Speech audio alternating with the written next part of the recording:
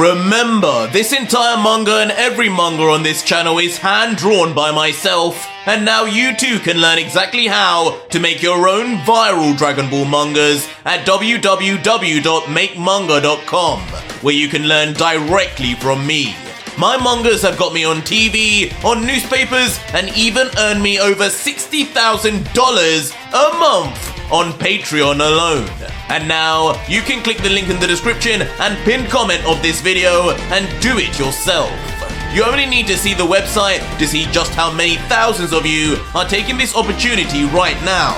And don't forget also, the next video to this Ultra Vegito series has already been made and is live now on my Patreon right now for over 4,500 of you incredible fans to watch after this. Again, links are in the pinned comment and description. Enjoy. So our story continues with the tragic sight of Kale, the powerful Saiyan of Universe 6, an unbiological sister of the now deceased Caulifla, who having died by her side in battle beside Kale, her fate is still presumably unbeknownst to her. And at the scene, as we would zoom out, all around her would be the now saved Kaba and King of Sadala, along with Goku and Vegeta, all watching on cautiously as they ready themselves to wake her finally from her deep slumber. But since last chapter, Kaba would have finally learned the truth about Caulifla, as he would remark, I still can't believe it. Caulifla, she never stays down. I can't believe she's gone. All she ever wanted to do was protect Kale till her last breath.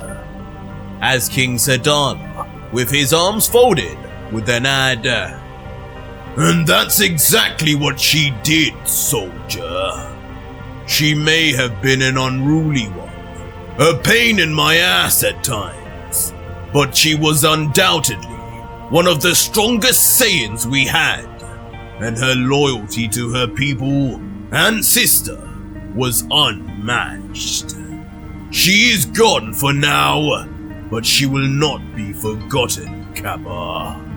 All three of you, your valiant efforts will be commended. Goku, however, would try to think partially on the bright side, saying, you're right. It could only be for now. There's no guarantee your universe's Namek has been taken over yet, but I can't sense much Namekian energy from here. But when we finally do make Lucif pay, I promise she'll be back. We just have to help Kale understand that before she goes berserk. Caulifla was strong, but Kale, there's no telling what she'll do. It's time! As Vegeta, no longer wanting to dilly-dally, would interrupt saying, if she goes berserk, then she goes berserk. I'll stop her by force if that's what's needed. But right now, we could use her power elsewhere. I'm going to give her a senzu now. When she's awake, Kaba, it'll be your job to tell her about her sister. But don't do it straight away. Give her some time to understand the situation we're in. You're the only one she has a relationship with here. And with that, Vegeta would then begin reaching into his back pocket, ruffling around until feeding the unconscious girl, saying, eat this, it'll make you feel better.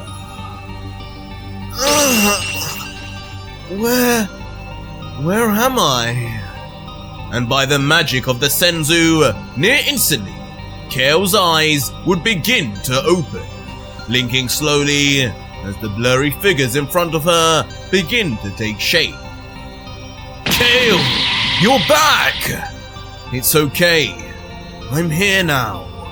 You're safe. The demon is gone. All thanks to Master Vegeta. as Kale, opening her eyes wider, would just mutter back, "Kaba!" And as she would begin moving and sitting up now, she would continue, "So he's gone. Thank God. What about Sis? Where's she? Is she in the other room?" And with that, Kaba's smile would immediately turn to a look of forlorn. As not even able to look Kale in the eyes, he would look down and announce, "No, she's not here, Kale. She's not with us. Cauliflower, she died in the battle. She's gone." Kaba! I said to give it some time, you clown! Now she's gonna blow up! As instantly on hearing Kaba's frank and honest reveal, both Goku and Vegeta would enter panic mode, sweating out their faces until... Oh, is that so? All that would be heard from Kale would now be a deathly silence. Her eyes closed and her head ducked down. Her body would be motionless for a moment, as if building up something within her before... Well, I hope I make Sis proud from wherever she's watching over me from. I promise I'll become the woman she always wanted me to be. As with an uncharacteristic soft smile and slight sign of tears coming from her eyes, Kale would disprove everyone's thoughts about her, completely controlled in her emotions and optimistic. Whoa! Kale, you've changed. What the hell was that? Is this the same woman from the tournament or not? As both Goku and Vegeta yet again would then be left perplexed by another of the Universe 6 Saiyans. But laughing away, Kaba, as if knowing what would happen from the very start, would then just explain, "I knew you would understand just fine, Kale. These two really think we're the same young immature kids from back when they first met us. They forget it's been over 10 years. We've grown in more ways than one. Kale's got complete control over her powers now and her emotions. Cauliflower made sure of that. And we all accept and understand death. We're a warrior race. We're Saiyans. Death in battle happens every day on our planet." I guess you're right. When you put it that way, we really were overreacting, weren't we, Vegeta? Leaving Goku to smile now with a sigh of relief as Vegeta... You know, instead of letting me ramble on like a fool, you could have said something earlier, Kaba! As Vegeta, just annoyed now, would fold his arms as a visible vein would burst on his forehead. Leaving Kaba to now laugh awkwardly, back with a hint of fear, as he would reply, "Sorry, Master. Guess I wasn't listening." But Vegeta, now focusing on the race against time the warriors were on, he would look past the Saiyans and say, "Anyway, there's bigger things to worry about now. You've seen what these demons are capable of, and the rest of this universe will need your help. And so too does every universe. Allow me to introduce who will make it all possible." As behind the king, Goku and Kaba, a mysterious door would then begin to creep open with a creak. "My son, Trunks!" As coming out of the shadows, we would finally then see the God Killer Trunks from the future, an alternate timeline where Lucifer prevailed in merging the mortal and demon realm, as he would simply let out, "Sorry I'm late." Huh? Master's son! He's half Saiyan! His hair is so strange.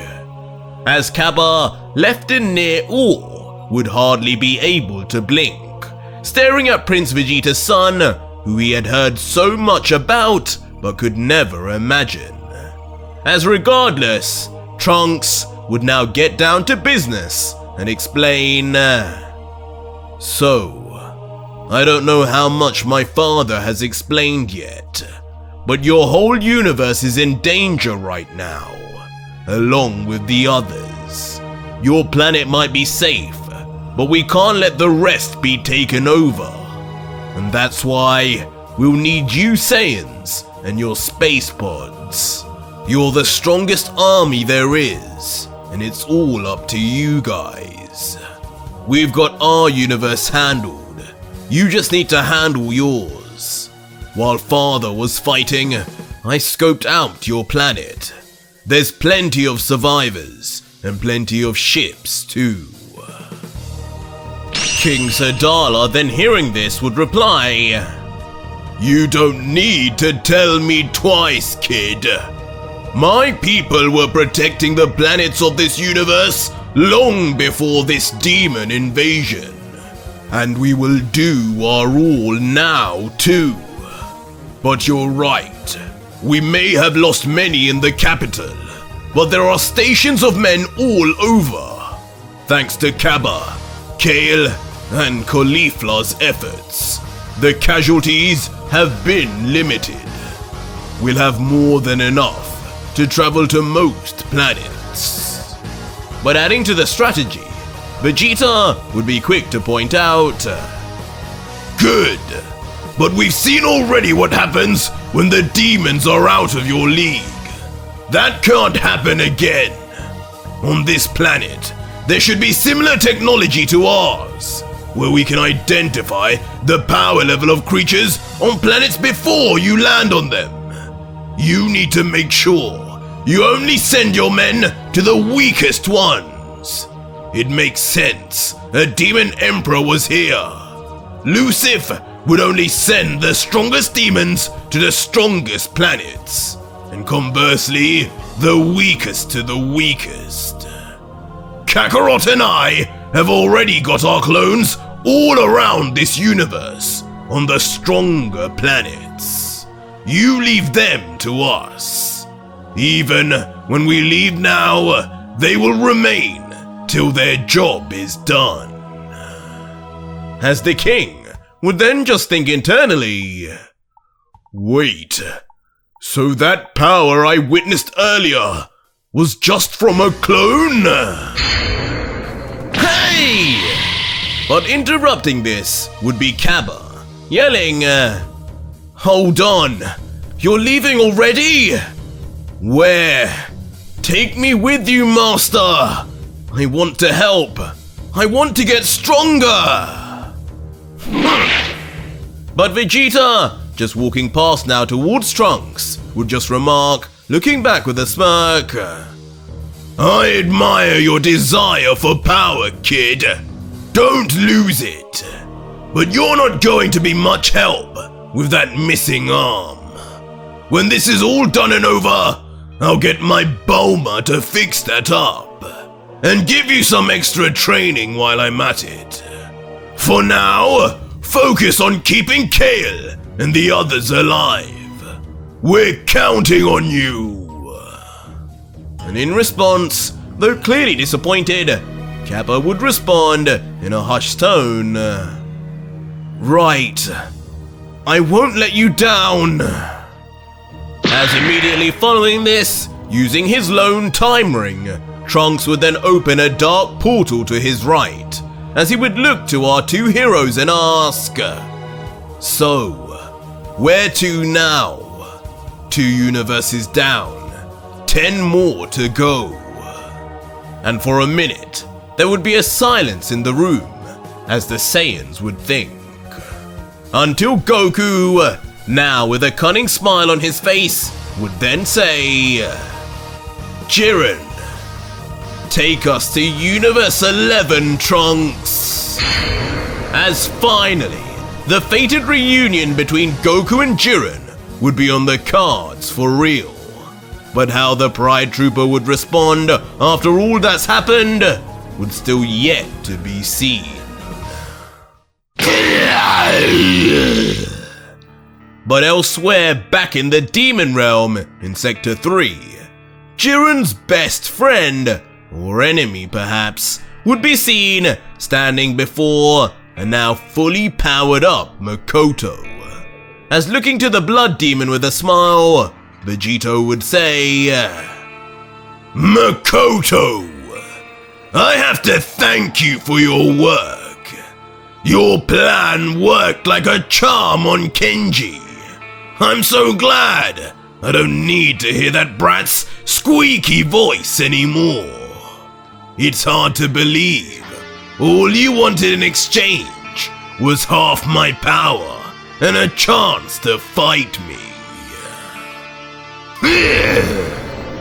But looking back with his monstrous tongue in full flow, Makoto would just respond, "May be hard to believe for a mere mortal, but don't forget, I was once 4th of the 5 strongest in the multiverse.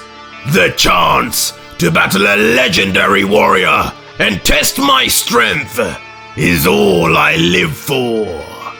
Though I faced a worthy adversary in that second god killer Jiren, in the end, he fell by my hand, and my appetite was not filled.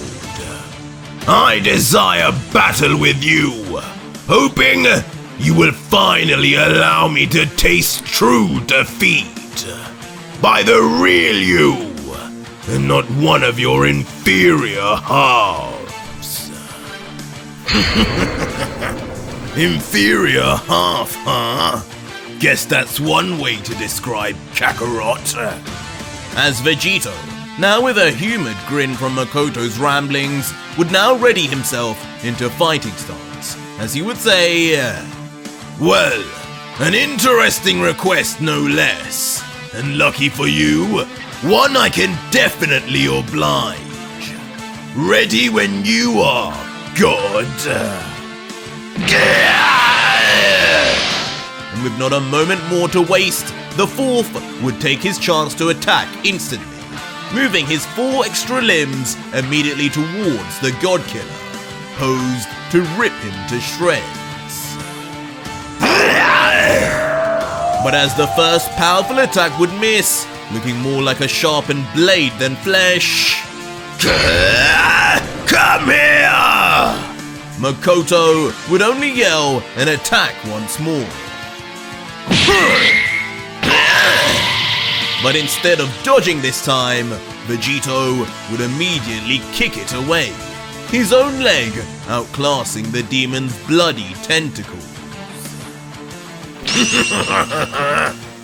But the attack of the original Blood Angel would prove near endless, as just as Vegito would get rid of one, as his body would flip, in his sights, all 4 now would be attacking at the same time. A smile on the God Killer's face, however, as in a flash, just before impact, the Saiyan would vanish, leaving the 4 extremities to almost collide into each other. Running is all you can do, huh?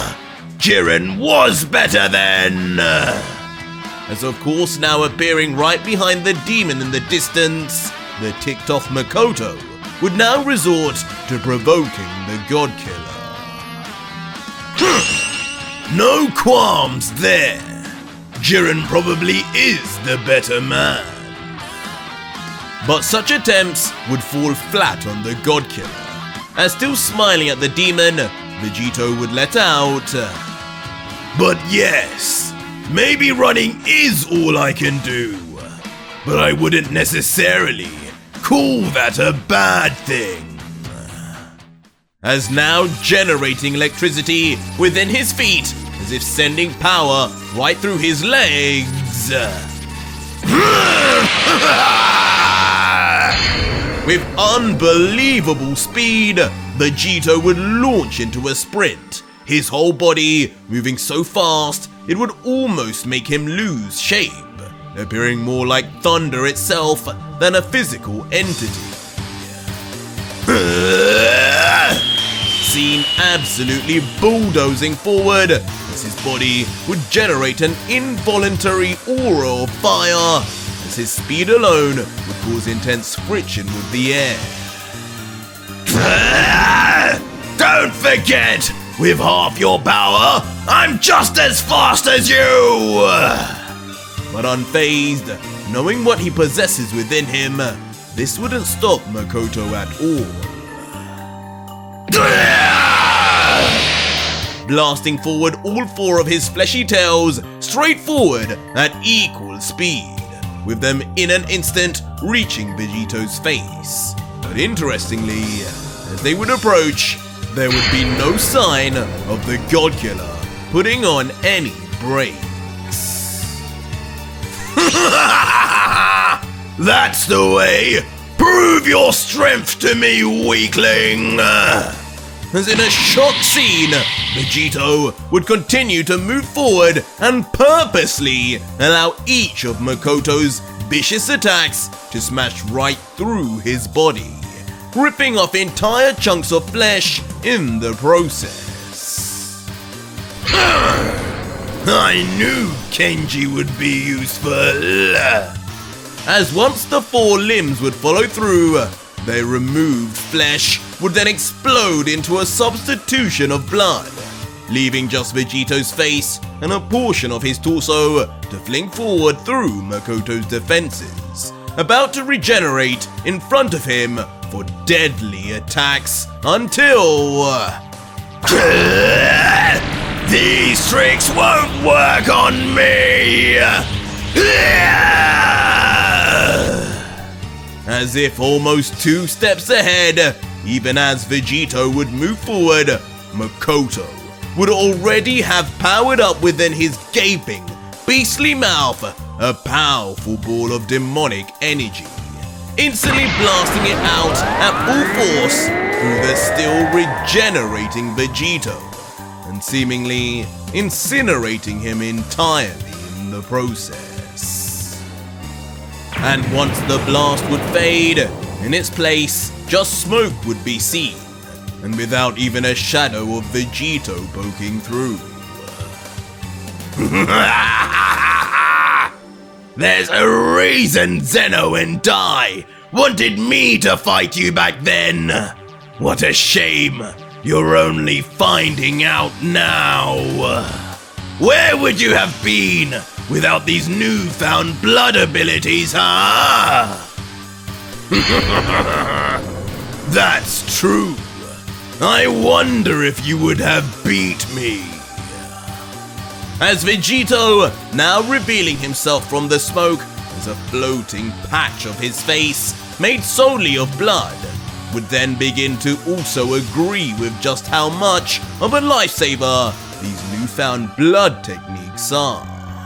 As now slowly regenerating his full body out of blood in front of Makoto, the two would just stare forward at each other as if in stalemate, before the now wet Vegito would then break the silence saying, Now that I think about it, how on earth did Kakarot even beat you? With the memories I have from him, I believed he used some sort of angelic smite.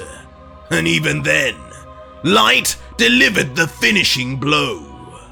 I guess pure individuals are what you Blood Angels truly can't handle.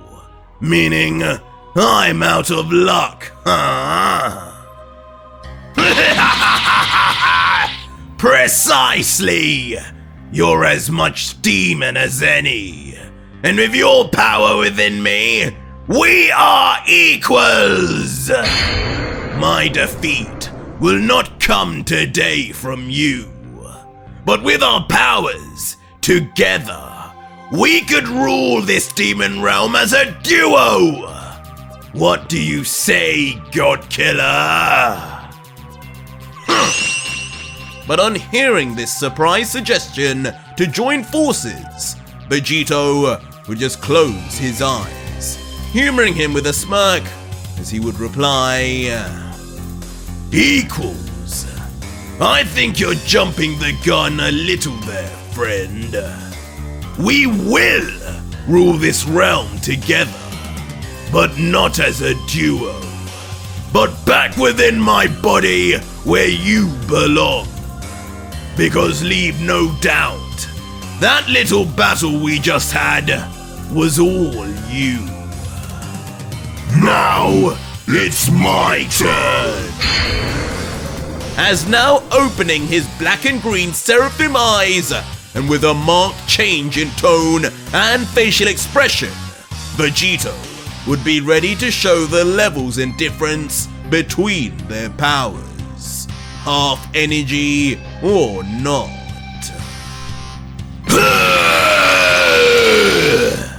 As in an unexpected new technique, out of Vegito's mouth would not blast an energy beam, but a red bloody tail of his own. Firing forward with intense speed in a straight line like a bullet train, but even at their short distance, Makoto would be able to dodge. I see! Leaving the fourth now with a cocky smile, as he would remark, now vindicated.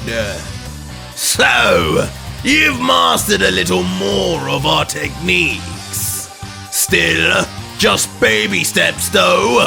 One tail? Pathetic!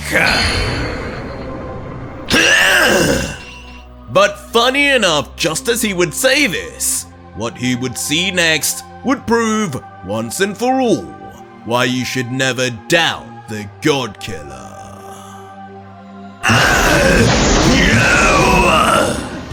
As in an extreme show of control over his newfound blood abilities, from the very first blood tail that shot out, 3 others would sprout and shoot at Makoto to attack him.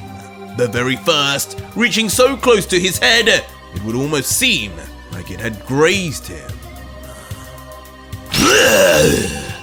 But in the next panel, it would of course not be good enough for the God Killer, as coughing out the bloody mass, it would immediately detach. Leaving Vegito now to fly forward on his own, vanishing as he would do so. What? What is that? Only to reappear right in the demon's face, and with even more new techniques to show off, as with his palm outstretched out in front, blood would begin to deposit right at his fingertips. What are you doing? As even the so-called original Blood Angel, in all his wisdom, would be left completely perplexed by what Vegito would be doing, as from his fingertips, 5 strands of blood, almost like veins, would shoot out and attach right onto Makoto's body. Is this you trying to suck out my blood?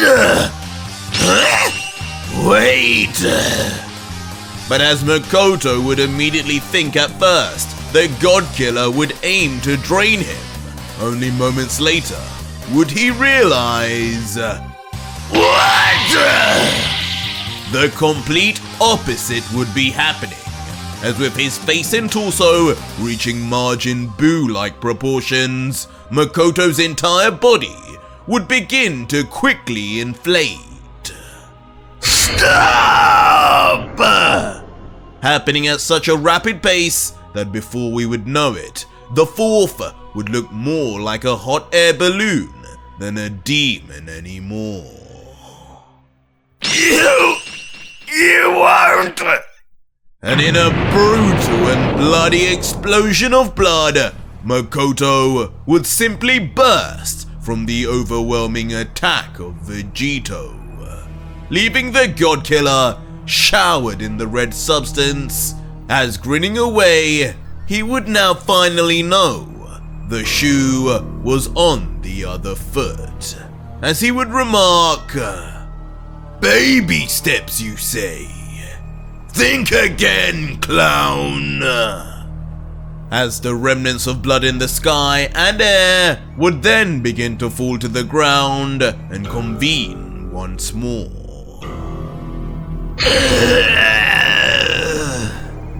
And with his body now sustaining a huge amount of damage from that last attack, both in its execution and his regeneration, Makoto would now be seen struggling to get off the floor. This mortal! This is the level of genius Light had to face! Leaving his ducked head to now wonder in awe about his opponent. Ready or not? But it would mean little, as just seconds later, the man himself would show up standing over his now downed prey.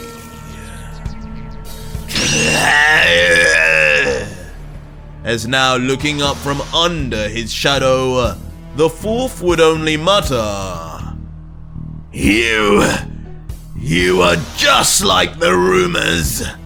A monster that cannot be stopped. I feel honored to finally have seen what Z, S, and even Master Dai saw in their final moments. But as Vegito would lift his foot up, ready to stamp down a mere bug, he would have one last truth bomb for the demon, as he would say, Glad to be of service, though I'm not too sure this is what any of them saw in the end, especially since Z and S met their ends against those two inferior halves you spoke of. What? Leaving Makoto in what seems like his final moment to scream out in disbelief before Die! In one gruesome stomp, the God Killer would not allow for any more time to think, as his foot would slam down on Makoto's face, bursting his head open into a bloody mess like a cantaloupe in the process. And as Vegito would stand with his foot firmly pressed on the ground in the puddle of blood before the body of Makoto, where his head used to be, it would seem like the battle with the final blood demon would be over. But in classic style, expected from these tenacious creatures, the blood on the ground would begin to bubble once again, instantly flowing from below Vegito's feet right into the sky, as the Saiyan would remain still, almost unsurprised. And as the face would reform within the blood, laughing in a familiar sight, just as Vegito did on his eventual full return, even Makoto would proclaim, Not so fun when I can do this too, huh? See what I mean by equals now? You just can't beat a blood demon. You couldn't figure out how to beat Kenji on your own, and the same will happen with me! But as Vegito would remain still, his arms would be folded calmly, and he would begin, That would have been the case a few minutes ago. But something you said about sucking out your blood gave me just the little idea. It's tough remembering just how many different techniques I have up my sleeve, you know. Literally. Before now smirking, as he would look past the demon and say simply, Look behind you. as in a shocked sight, right behind the still confused Makoto, a green cell-spotted tail would be hovering behind like a viper on the verge of attack. What the? Leaving the demon completely stunned until... stabbing right through his back like a syringe, Vegito's cell tail would make its mark.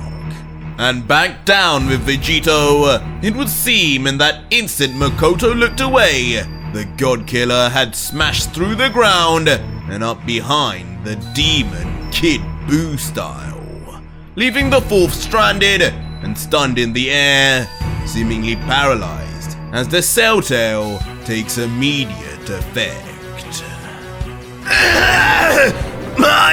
My body! When did you get this ability? As visibly, Makoto's entire blood-made body would then begin to vibrate and decrease in size from the immediate suction before... In a flash, every ounce of liquid blood that made up Makoto would be taken up just as fast as the angels had their life force removed. But this time, not even a carcass would remain.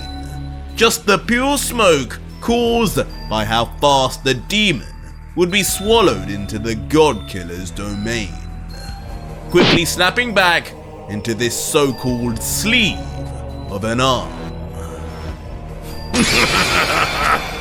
Remind me to not forget about my roots again. As now revealing his eyes, turning an involuntary demonic red, Vegito would finally be complete once more. But as this battle would now finally be sorted, and the weakness of the blood demons identified, almost right on cue, a portal would mysteriously open right beside the God Killer. As looking towards it, with his red eyes at first with some hesitation, he would soon bare his teeth grinning, letting out... Guess the last two emperors want this battle just as bad as me. A good sign for a great battle to come.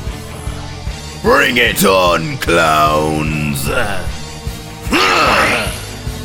And just like that, as reckless as ever, Vegito would jump straight in. But brightening the scene, in somewhere back in the mortal realm, a blue sky and orange mountains would then be seen. And surprisingly, the next Z-fighter to be on our screen would be none other than Yamcha, in fighting stance, not saying a word. As right before him would of course be three demons, short in stature and probably status, but eagerly looking on at the Earthling as their next victim. But looking on back at them with surprising confidence, Yamcha would say, "Come on then, I'm not about to embarrass myself in front of Piccolo, so you picked the wrong guy to mess with." But regardless, hearing him or not, the three demons would then fly forward. Wolf-Fang Fist! But in just one move, his most iconic and signature, with the lone howl of a beastly wolf, Yamcha would run right through all three. And of course, all three of the miniature creatures would then fall in response. Ha! Told you! As Yamcha, trying to keep his cool, would then think, it's just like Piccolo had been telling me. I need to have more faith in myself. If he can handle those big guys, then I can definitely deal with these grunts. I'm even getting stronger each day I'm with him too. But soon, the real Yamcha would come out, as getting ahead of himself, he would daydream. And who knows? Maybe if I keep going, I could even catch up to Goku! At least Goku from a few years ago. Maybe I could become a superhuman, or something like that. As childishly in his mind, an image of him becoming a Super Saiyan or Namek would be imagined. Huh? But this smile and the good times would be cut short, as in a literal flash, Yamcha's entire body would mysteriously become coated in a white light before smashing down like a heavenly smite. The poor earthling would be completely overwhelmed in a flash, leaving smoke behind initially until in a tragic sight, the growing in confidence Yamcha would be left laying on the ground, motionless, in the fetal position, an unfortunate classic pose of his. But not done there. Soon the alleged attacker's foot would be seen, kicking the body softly, moving Yamcha to now be flat on his back, with his eyes closed. But as he would barely open them, the dark silhouette of his attacker would now begin to show itself until Whis! Until in yet another unexpected panel, standing over his body, with red seraphim eyes, Whis would end this chapter yet again. His stare cold, but for some reason, a tear running down his face. But that was it for today's video, guys, and if you made it this far, leave me a hashtag WHISNO in the comments down below. Let me know just what the hell Whis is doing and why. Or just find out right now on my Patreon, where you can see the full next video, fully voice acted, soundtracked, and edited for you to enjoy with over 4,700 other fans, as well as getting access to 250 plus other fan mangas too. It's the deal of the century.